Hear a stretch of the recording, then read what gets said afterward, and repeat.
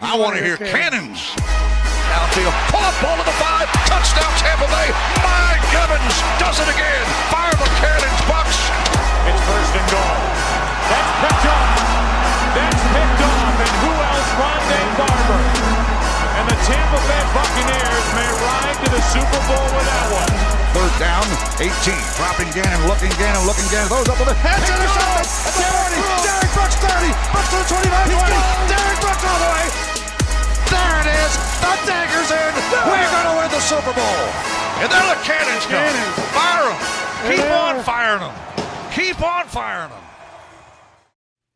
Hello and welcome back, Bucs fans, to a brand new edition of the Cannon Fire Podcast. I'm your host, as always, Rhett Matthew, joined alongside me, my good buddy and co-host from BucsNation.com, Evan Wanish, joining us today on the show as well from Mr. Bucs Nation, our good buddy James Hill.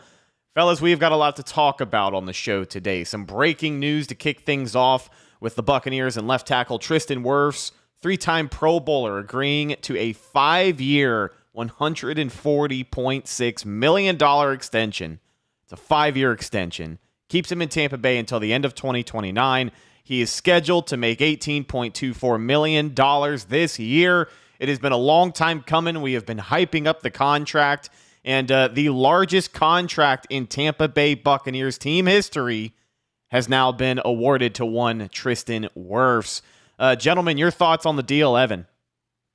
Yeah, obviously, we went on here earlier in the week with Rock Riley, right? And if you haven't caught that show, we didn't just talk about the worst thing, so you can go catch some other cool stuff there if you haven't watched it yet. But we started by saying basically, yeah, like just because it hasn't happened yet doesn't mean it isn't going to happen.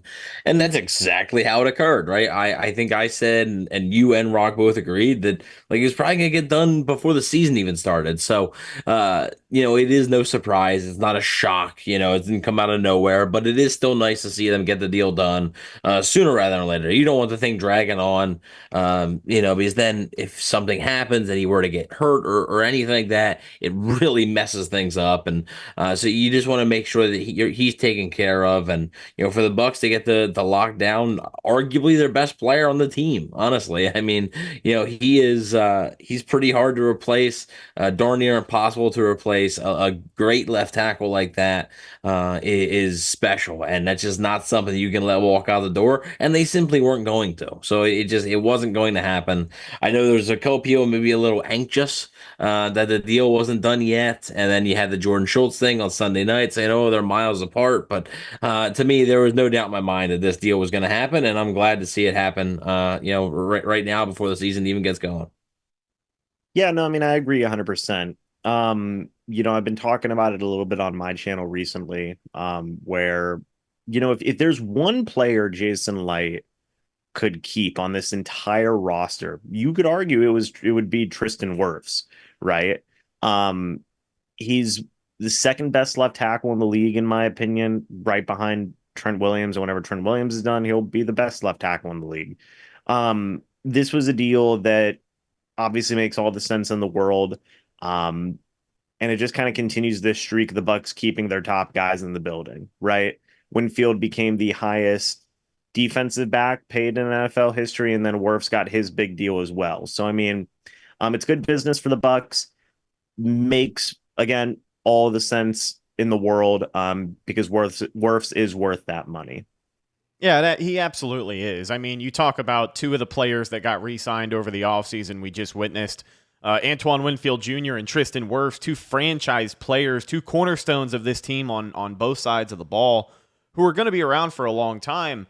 But on top of that, I just think it goes to show, one, the credit we got to give Jason Light, but two, specifically for that 2020 draft class, because holy hell, I mean, you got two of the largest contracts in franchise history being the two first picks of that 2020 draft. So you're, batting pretty well there in the early rounds, hoping that the guys this year can step up.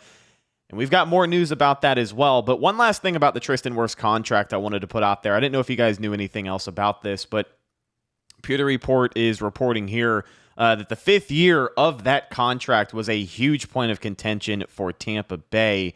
And beyond the average salary per year, the length of contract can be a major roadblock to negotiations of large contracts. Players prefer shorter deals while teams often want longer length to deals. From the team perspective, the additional years carry 3 benefits. First, they allow for longer prorations on live years as opposed to void years, creating dead cap of upfront bonuses from a cap perspective. Secondly, the final years of most 3+ year contracts usually do not contain guaranteed salaries. This effectively gives the team contract options. If the player continues to play well, the final years of the deal can often amount to team-friendly salaries as the NFL salary cap continues to rise at 5 to 10% per year. Finally, since this was a contract extension, the effective APY of the deal is actually less than the $28.125 million it is being reported as. This is kind of the hook, line, and sinker here. From a contract perspective, the deal is created as a new deal that is 6 years, the 5-year extension on top of the one that's left on Wirfs' rookie contract. The $140 million gets added to the $18.244 million salary he was due for 2024. The total deal is 6 years and $158.874 million. That comes to $26.479 million per year. And again, Pewter Report has their own sources, but they confirm that the 5th year was in fact a major sticking point for the team for the reasons above. I know that's a lot of information, that's a lot of jargon, but again, just going to show the credit that I think we have to give Jason Licht and obviously the rest of this Buccaneers front office for being able to pull off big money deals like this and then peeling it back even more to find the value that the Bucs are going to get from one of the best players in franchise history. Yeah, there's a lot to be gained, by adding, that 5th year. It's just like the article mentioned, help spread stuff out. The reason a player would want a shorter contract is because, you want to maximize your value, right? So let's say Tristan Wirfs wanted a 3-year deal, right? He's 25 now. He's going to hit the market when he's 28. Like, that's 2 major paydays right there, right? And he's probably, if he hit the market in 3 years, he'd probably get more money than he is right now. So, there's the benefits there. But it is nice that, the Bucs continue to reward their own. Now, that's the sign, I think, of a healthy organization. Okay, winning cures all and stuff like that. And I understand that. But if you are able to draft, develop, and then keep those players once you develop them, to me, that's one of the best signs of an organization. Because one, you're able to find those talents, you're able to develop those guys, and then you're attractive enough to want those guys to stay, right? To want them guys to not chase the big payday out on the open market and head elsewhere. They want to stay with you. So I do think that's major. That's a huge thing, and that's really something that over the years, and that's something I think Jason Licht has been really good at, right? When you are a good player, I mean, we can't really sit here and analyze a guy that, man, the Bucs drafted, the development, man, you ended up being a good player, walked in free agency. There's not many, I mean, you got guys like Alex Kappa, Jordan Whitehead the first time, Mike Edwards. But again, Mike Edwards wasn't signing a major deal, right? When he left, Jordan Whitehead wasn't signing a major deal. Alex Kappa was one of the few that got a pretty, high salary. There hasn't really been a ton of those guys. And to me, that shows that if you're good and look, and Jason Licht has drafted you and they've spent the time to develop you, they like to reward you. And that means a lot to a player. Yeah, no, I agree 100%. Like, obviously that was a lot to break down in terms of the numbers of the contract and whatnot, but that is something that Jason Licht has done in the past, right? And we do kind of get those things down the pipeline where it's like, oh, this deal is actually a lot better than what we originally thought it to be. We've seen that with Mike Evans deals in the past as well. And to Evans' points, again, Jason Licht has been very good about re-signing his guys, keeping the top players in this organization around. He continued to do that here with Tristan Wirfs. And it just seems, according to what you were saying there, Rhett, from Pewter Report, it just seems like it's continuing to be a wiser, better investment here for the Bucs. Yeah, and we've talked about these deals around the NFL. When we talk about all of this money being thrown around, I think it's important to mention in the discussion the cap going up every single year for the next several years. These TV deals for the NFL starting to kick in and money starting to flow into the league. Like it is the norm now for a quarterback to get paid above $40 million a year. It is what it is. There's not much we can do about it. It is what it is. Players are not going to stop making money, and the NFL is going to adjust, and these deals will adjust. So 5-6 years from now, when Tristan Wirfs is no longer the highest paid left tackle in the NFL, you're going to look at the last couple of years of that deal and say, wow, the Bucs are paying whatever they're paying yearly for this kid right now. And meanwhile, this guy over here is making $35-40 million a year. Yeah, Tristan Wirfs is the highest paid offensive lineman in history until the next guy comes along and breaks it, right? Whenever that may be, whether it's during the season or during the offseason, it won't be held for long, right? So I Bleav Penny Sewell was the highest paid offensive lineman in history, and Tristan Wirfs has broke that. So the next guy is just gonna keep breaking it because the cap's gonna keep going up. I mean, aside from a global pandemic again, right? Like the cap's going to keep rising. It's just going to keep, and especially with these new TV deals and all this stuff and all this money that the NFL is going to be getting from Netflix and Prime Video and this and that, the cap could rise even more than expected some years. So yeah, I think by year 3-4, that deal, for Tristan Wirfs could be looking, a lot better than it is right now. And even right now, still probably fair because just like we talked about all this time with, Donovan Smith. That's just a lot of people thought, oh, Donovan Smith is overpaid, this and that. That's just the market for left tackles, man. You might think Baker Mayfield is overpaid.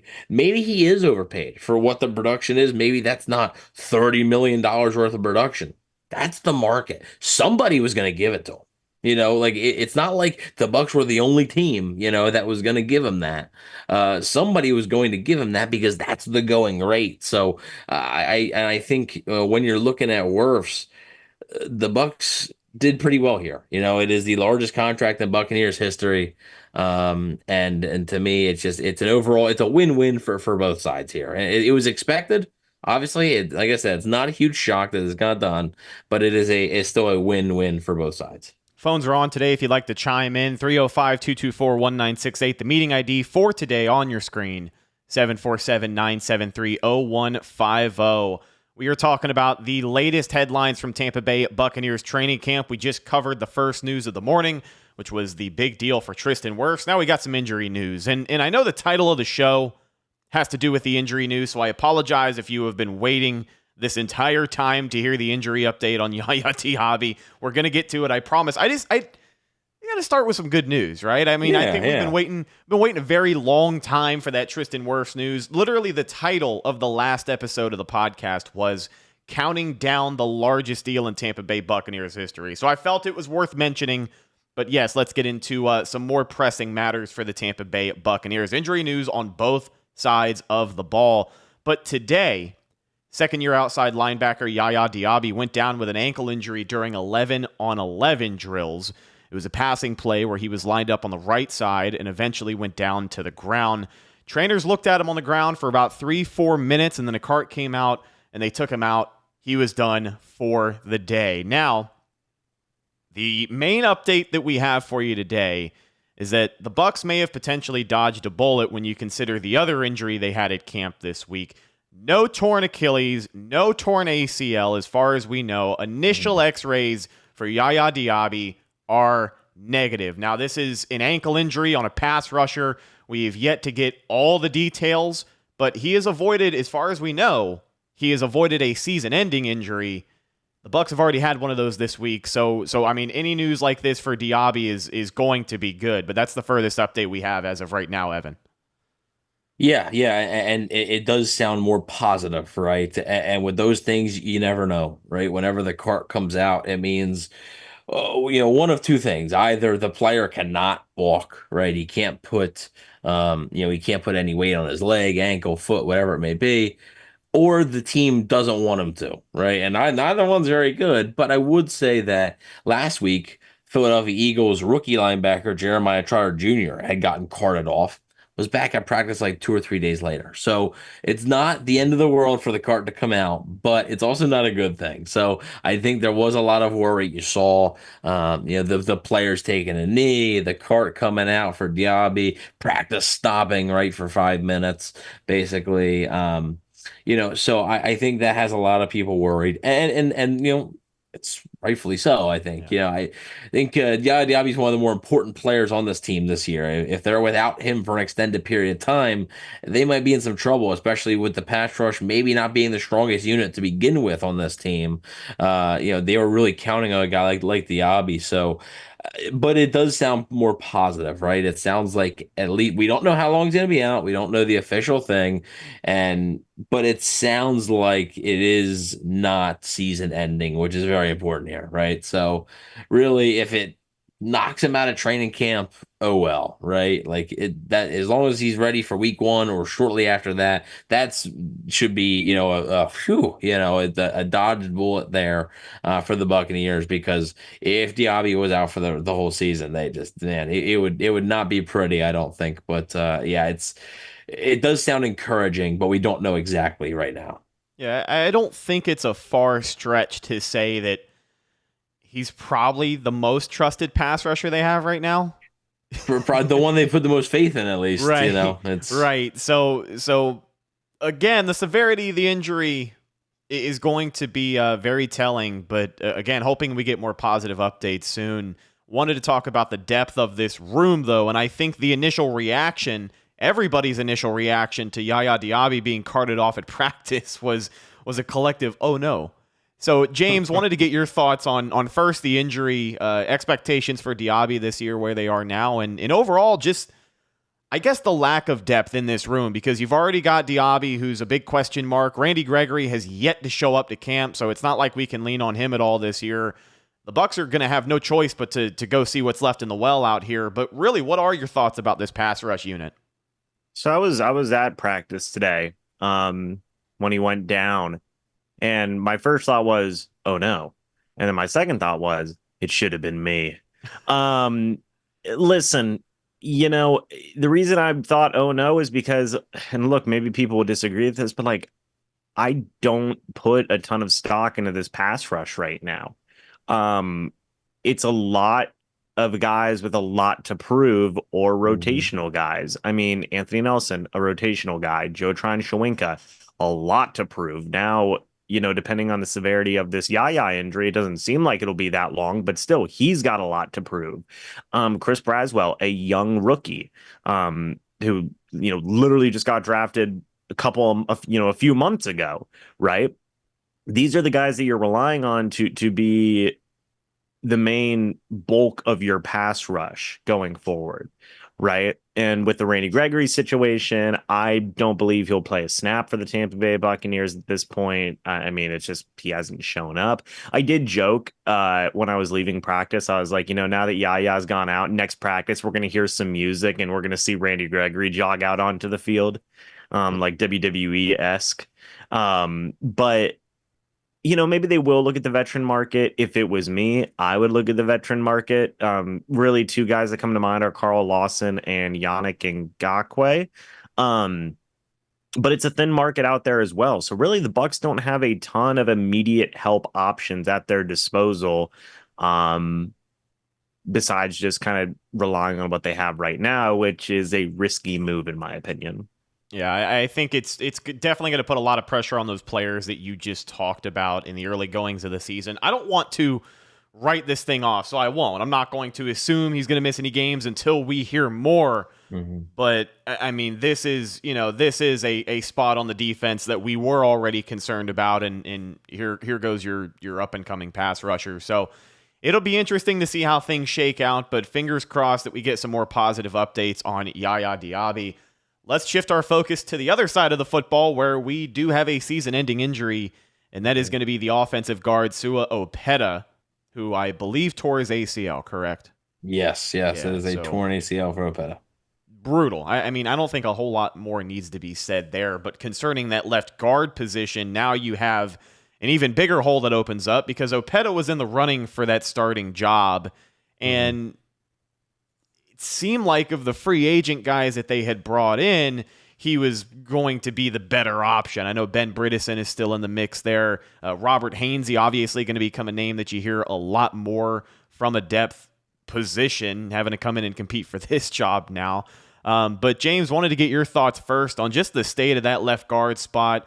Brandon Walton, I believe, still out there working at left guard with Tampa Bay, but things just got a lot more interesting for sure.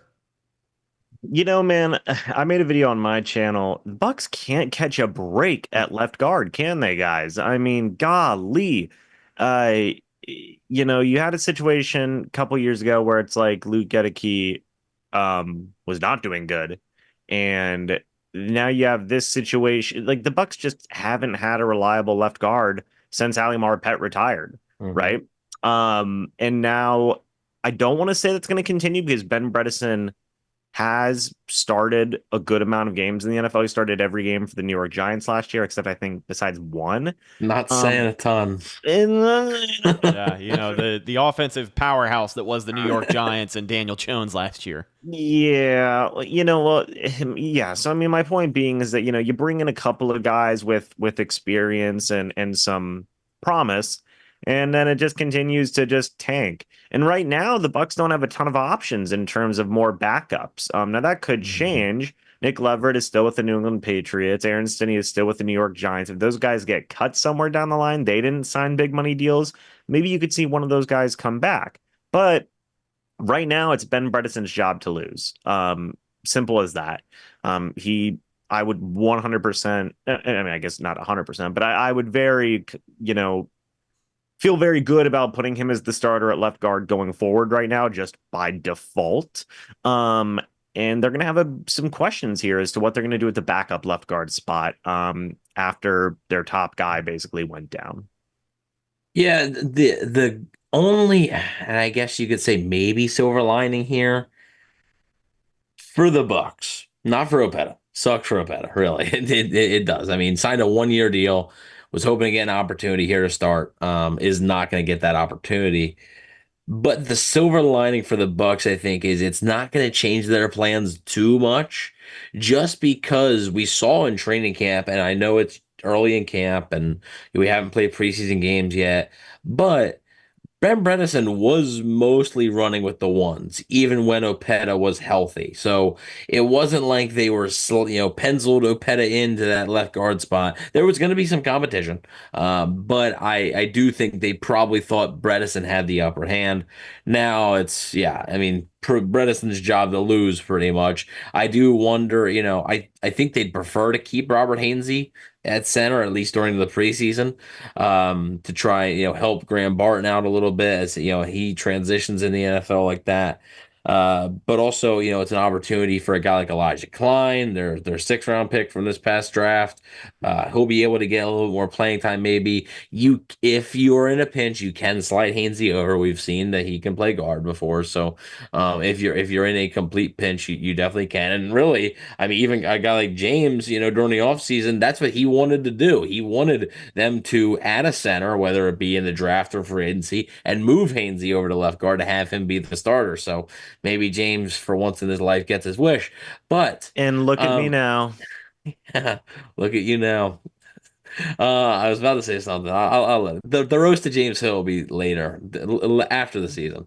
But yeah, I don't think it changes the plans too much for the Bucs in terms of depth chart, right? Starting lineup. But it does suck because, man, your depth takes a hit now, right? And you swapped Aaron Stinney and Nick Leverett for Sue Opeta and Ben Bredeson. It was like a trade, basically.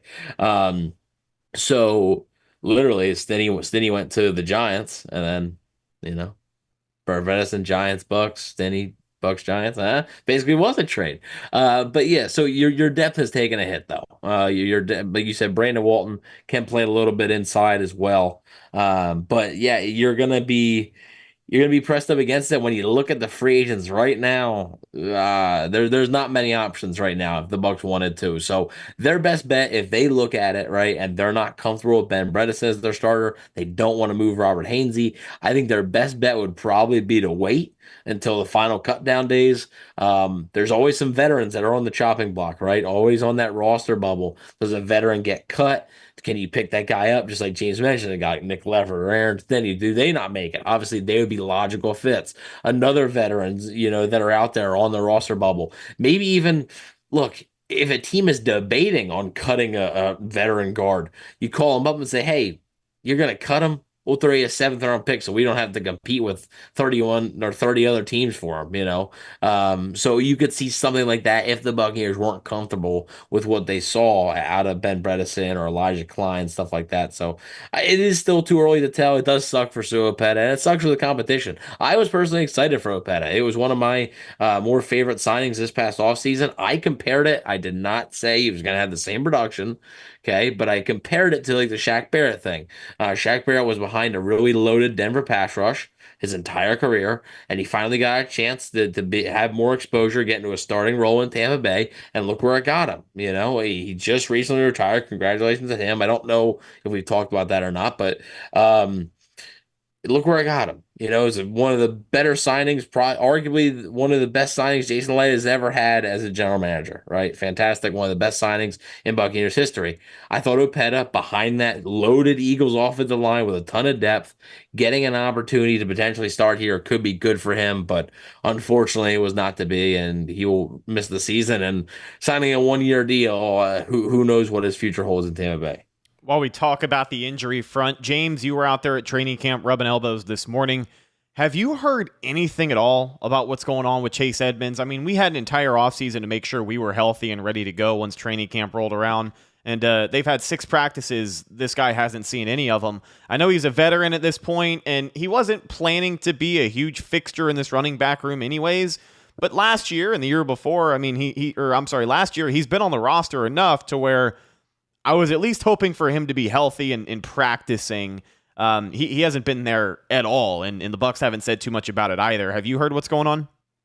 Well, I was going to go ask, but then security stopped me and they said, hey, are you the guy who's running around rubbing people's elbows? And I was like, what are you talking about? They're like, please stop. That's weird. And I said, well, let me rub your elbow. And they're like, get the hell out of here.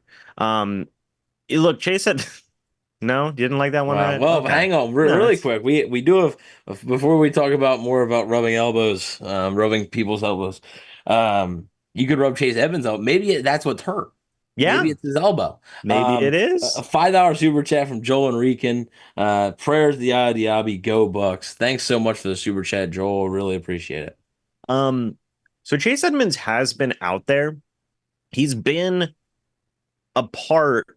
Like, he's been standing there watching every single... He's been alive. Yes, I can confirm he is alive. And he's been out there at least watching every single drill and talking with the running backs and talking with Skip Pete, the running back coach. But there's no indication as to what injury he is dealing with. He doesn't have any type of casts on. He doesn't have, like, walking boots or anything along those lines. So I'm not sure what the injury is. I agree with you. Like, it is unfortunate to see the Bucs did bring him back. He is the most veteran running back on this roster right now. And I hope that he can go out there and, just make an impression soon. Right. I still think he is making a small impression on some of the teammates just by being there and being a sounding board, because there's a lot of young running backs in this room right now. But it would obviously be nicer to get him out there as well. Yeah, and he won me over last year. I know it's a very small sample size. We're talking about a third string running back here, but he won me over just enough to be curious about why he hasn't been out at training camp. So James, appreciate the update. Evan, go ahead. Yeah, the thing that sucks is he got injured last year too early. I think he got injured week 2, missed 5 or 6 weeks. So sort of becoming a trend, with a guy like Chase Edmonds. We don't know what it is exactly. Hopefully he can get out there. Like you said, Red, it's not going to kill him, but it certainly doesn't help, right? And again, your depth is being tested here. So you certainly want to get him out there sooner rather than later. And just the mystery surrounding it all, I guess, is what has people captivated. Jordan Whitehead, another Buccaneer who did not practice today, took kind of an awkward hit at practice earlier this week. Luckily, we know from the horse's mouth, Jordan Whitehead said it's really not anything that severe, just going to be sore the next couple of days. So hopefully they can work him back in. Going to be interesting to see his workload for the preseason. And we will wrap it up with this. As far as Yaya Diaby, just to remind anyone who may have missed it earlier, X-rays came back negative. They did confirm that he did not tear his Achilles in his left ankle, everything is good. So he had an MRI today to determine whether or not it is a high ankle sprain or a bone bruise. Both would cause him to miss several weeks, but at the end of the day, you're talking about one only missing a couple of weeks and the other being potentially 5 or 6 weeks, potentially the entire preseason, a little bit into the regular season. But still, I mean, if you're telling me we get Diaby back by week 2, week 3 at the latest, that's a huge win considering, I think, the range of emotions we have seen this week. Yeah. And at this point, you want to make it out of training camp in one piece for sure. Yeah, it's, like I said, overall good. I mean, it's never good news for a guy to get hurt, but if he does get hurt, you do hope it's as minor as it possibly can be. And because I think it was basically Vita Vea landed on him, and dude, Vita Vea is a freaking monster truck. Imagine that guy landing on your ankle. Come on, no wonder he had to be carted off. So, it is trending in a positive direction. We don't know the exact, diagnosis yet.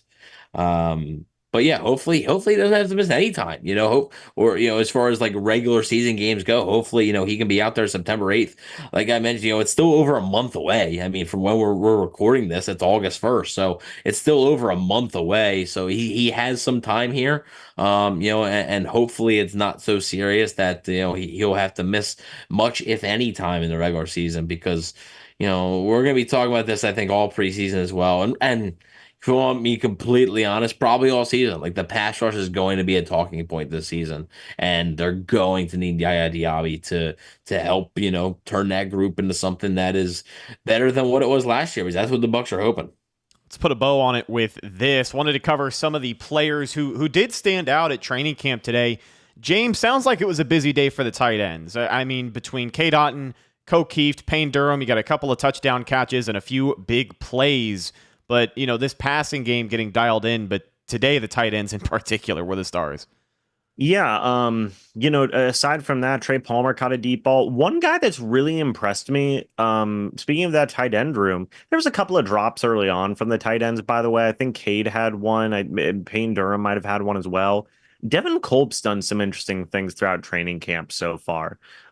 He's obviously going to be battling for that backup tight end spot behind K. Dotton, and he's been a guy that, well, I'm not going to say he's gone out there and had 10 one-handed catches and catching footballs with his pointer finger or something. He has gone out there and he's been pretty consistent. And that's been a nice thing to see. Some other guys, I guess, just worth mentioning, Bucky Irving's been pretty consistent throughout the course so far. Tyreek Thunderberg had a pretty decent day today as well. Rashad Wisdom, the safety from UTSA, had a couple of turnovers a couple of days ago, or maybe it was a couple of days ago. And then I want to mention this guy, Kentucky running back Ramon Jefferson, has shown a lot of agility to me, and some good speed in there as well, which has been very noticeable from the other running backs that I've seen whenever they're running through drills and whatnot. It just seems like Ramon Jefferson has a little bit more agility and speed to his game overall. So there's been a lot of young guys that have been impressing in a lot of different ways.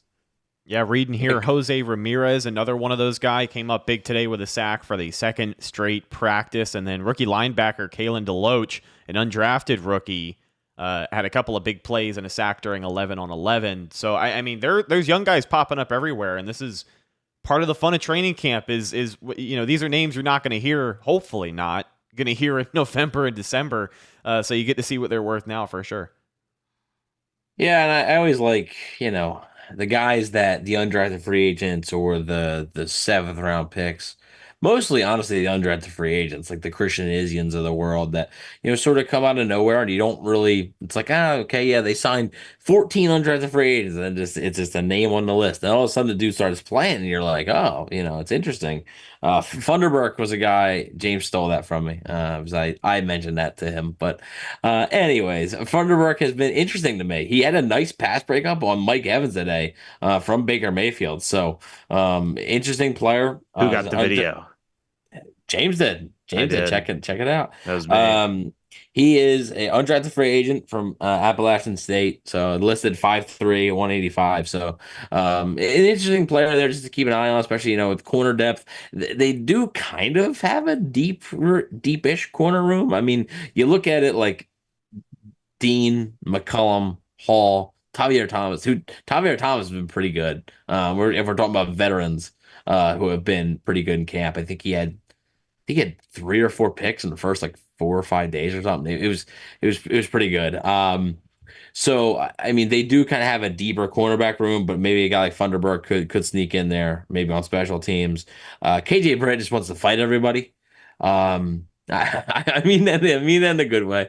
We had 2 scrums on Tuesday night, and both involved KJ Britt. So one was with Justin School, the other one was with Trey Palmer, and then today he had a nice little hit on DJ Williams, I Bleav his name is, undrafted free agent running back. So KJ Britt laying the boom, man. He is, and he's another guy that the Buccaneers are putting a lot of faith in for this upcoming season.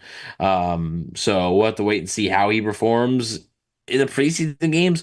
I don't know how much he's going to play because I figure he's probably a starter come week 1 for this team. So, like, how much he's going to play in the preseason, I think remains to be seen. I do think they like Servassier Dennis, so I think they'd want to give him a shot as well. So we'll have to wait and see. But I am intrigued by a couple of those guys, and we will we'll wait and see. The preseason games will be a big indicator on a lot of those guys. The 2024 NFL season officially kicks off tonight. If you count the preseason, it's a Hall of Fame game. Bears and Texans, Caleb Williams versus CJ Stroud. Neither will play. But if you like the camaraderie of a football game. Timeout. Okay, so I don't understand why Caleb Williams can't play in this game. Like, he's a rookie. I understand the injury risk. I get it, right? Like, I really do. Right, the preseason doesn't matter. No starters playing the preseason anymore. But he's a rookie. Like, if I'm the coach, I want to get him as many live game reps as I possibly can. I don't know why and he will play in the preseason at some point. I'm not saying he's not going to play in the preseason at all. But you have an extra game. You have an advantage here. So why not just put him in for a drive? Let him get acclimated to it. The speed of these guys, even if it's against the Texans backups, the speed of those guys is going to be much different than whatever he saw at USC. Like, it's going to be different. So I don't understand. To me, like, the Hall of Fame game should be treated a bit more seriously, I guess, than it is. It's like a joke, Yeah.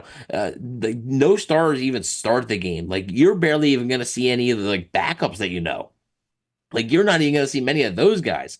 Like, if the Bucs were in this, Kyle Trask starts the game, plays a drive or two, and then John Wolford the rest of the way. Like, that's what it's like. Yeah. So it's, to me, the Hall of Fame game, right? It's the weekend of Canton. These guys are going into Canton, these Hall of Famers.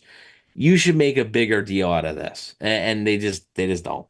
No, I agree. I think the execution of the game, beyond the opening kickoff, it's one step below the opening preseason game, which is, holy hell, it's the opening preseason game. Like, there's not a whole lot that needs to be said. So you're excited for like 5 minutes. Right. You're like, oh, football's back, and then you're like, wow, this is terrible. Yeah, you get to see the commentary team. You get to see the new TV package, the graphics layout, the score bug. You get to kind of get a feel for the presentation style. A lot of what I like about football, or at least my favorite background noise on NFL Sunday, is the pregame stuff. It's having a panel of guys sit around, talk about the game, talk about this player, talk about that player, talk about this guy's brand new deal, which I'm sure someone will mention tonight on the broadcast. But when you take all of that away and you look at the product, which is the game, it is sour ass. I have to agree with you. James, your thoughts on the NFL preseason and the Hall of Fame game specifically? You're muted. We can't hear you, pal. Wow, what an amateur. What an amateur. Okay, all right. I was going to wait. Hour. Actually, never mind. We'll talk about it off of the air. I'm not going to do that to you. Okay. I like the Hall of Fame game. I agree. I don't know why Caleb Williams isn't playing. I agree with Evan where, to be able to get your number 1 overall pick, especially a guy who's been as highly touted as Caleb Williams in the past. as many reps as possible is a good thing. I mean, heck, even have him out there for one drive, and then switch it out. But it's football, man. I'm gonna have fun watching it. And it's fun to have football back, So it should be very enjoyable. Yeah, beggars can't be choosers. I mean, the first legitimate football I've seen on my television since February, I gave the UFL a chance, and that didn't last very long. So here we are. The NFL is back, and just so welcome. So welcome. But that's going to do it for today's episode of the Cannon Fire Podcast. Thank you, ladies and gentlemen, for hanging out with us live over on YouTube. Thank you to Joel for the $5 super chat. Willie Beeman, the moderator, hanging around. Nobody, Family First 04, Christopher Cole, Bat W, Lucas Pettis, Neil L., our good buddy Mikey Kelly working on the job site. Stay safe, my friend, and Nathan Elliott checking in from Baltimore. Anybody else that we missed, I do apologize, but we'll catch you in the next one for sure. Follow the show on social media, Facebook, Instagram, and Twitter. All of those are Cannon Fire Podcast. Best place to go for updates on the show. And, of course, Tampa Bay Buccaneer news as it happens. Speaking of Bucs news as it happens, you can follow my co-host Evan on Instagram at Bucs_daily. You can also find him on Twitter at EvanNFL. And check out his written work at BucsNation.com. What have you got? Yeah, so still working on the players with most approved. Had to push it back a little bit because of all the news that has been happening around the Buccaneers. So the breaking news takes priority over that. So we'll be coming out, but that'll be coming out as well. And I'll also be looking at players who might be on the roster bubble, players who are notable-ish names that might not make the roster. So stay tuned for that on BucsNation.com. Thank you to James, our good buddy, Mr. Bucs Nation, a.k.a. James Hill, for sitting in on the show today. We appreciate your company as always, my friend. Where can the people find you and your great content? Everywhere at Mr. Bucs Nation, man. Been doing a lot of stuff with training camp in terms of posting highlights and whatnot, so that's been a lot of fun.